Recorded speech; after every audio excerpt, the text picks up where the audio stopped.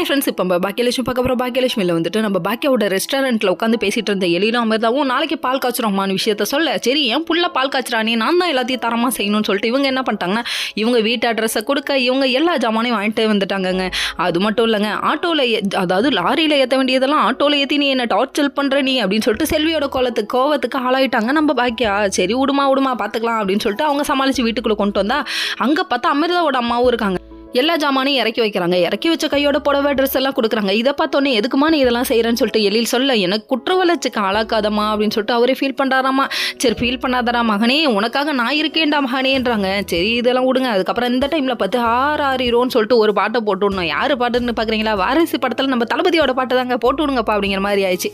அதுக்கப்புறம் சரி இதெல்லாம் போட்டு விட்டதுக்கப்புறமா எழில் வெளியே போயிட்டாருங்க. வெளியே போனதுக்கப்புறமா அமிர்தாவோட அம்மா கேட்குறாங்க, எல்லாரையும் கஷ்டப்படுறது எதுக்கு, இதுக்கு வீட்டிலே இருந்துருக்கலாமேன்னு சொல்லி கேள்வி கேட்க, அங்கே இருந்தால் எழிலும் அமிர்தாவும் கஷ்டப்படுவாங்க, என் பையன் சாதிக்கணும்னா அதுக்கு அந்த வீட்டை விட்டு வெளியே தான் வரணும் அப்படின்னு சொல்லிட்டாங்க. இதுவும் ஒரு விதத்தில் உண்மைதான். பாட்டியோட வாயை மூட முடியாது, அதனால கண்டிப்பாக பிரச்சனை பெருசாக வெடிக்கும் அப்படின்னு சொல்லிட்டாங்க. சரி இந்த டைமில் தேவைப்படுற நேரத்தில் நீங்களாம் இல்லாமல் போயிட்டீங்களே அப்படின்னு சொல்லிட்டு பாட்டி ஒரு பக்கம் ஃபீல் பண்ணிட்டு இருக்காங்க. இன்னொரு பக்கம் நம்ம ஜெனி வந்துட்டு கண்டுபிடிச்சிட்டாங்களாமா. என்னன்னு பார்க்குறீங்களா, செலியனுக்கு வேலை போகிற மாதிரி இருக்குன்னு நினச்சி ஃபீல் பண்ண, உனக்கு ஒன்றும் ஆகாதுப்பா சரியாயிடுப்பான்னு ஆறுதல் பண்ணுறாங்க.